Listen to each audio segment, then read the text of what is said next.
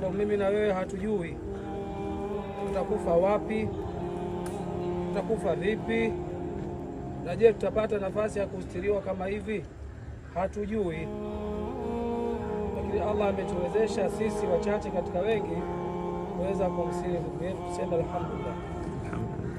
Jambo la pili, Waislamu wengi hamtaki kuswali.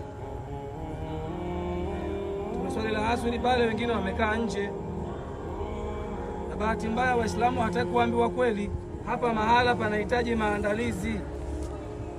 Miongoni mwa maandalizi ni swala 5. Sasa wewe la asri hujaswali, una dharura gani Muislamu, tena mwanaume? Huu ni mtihani. Lazima tuambizane ndugu zangu katika imani.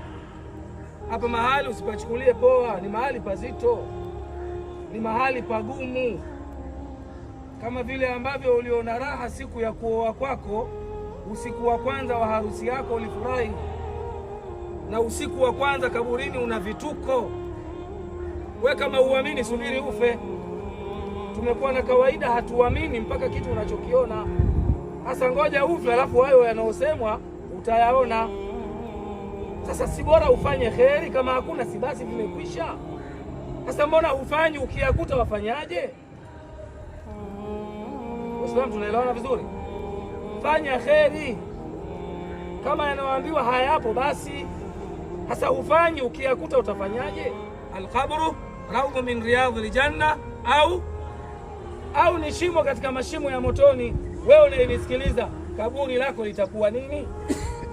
Watakiwa ujue kabla hujaingia. Sasa kama ni mtu muovu, ukiingizwa, tukiondoka hapa, kibano kinaanza hapa. Wayudhrabu bimiturati min hadidi, atapigwa kwa nyundo ya chuma, baina udhunaihi, kati ya masikio yake.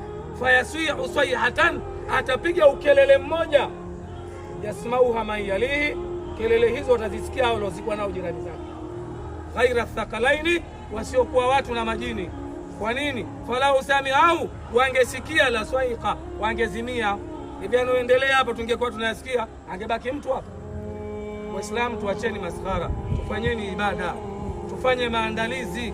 Kufa hakuna mgonjwa yoyote, anaweza kufa wakati wowote. Asalamu alaykum wa rahmatullahi wa barakatuh.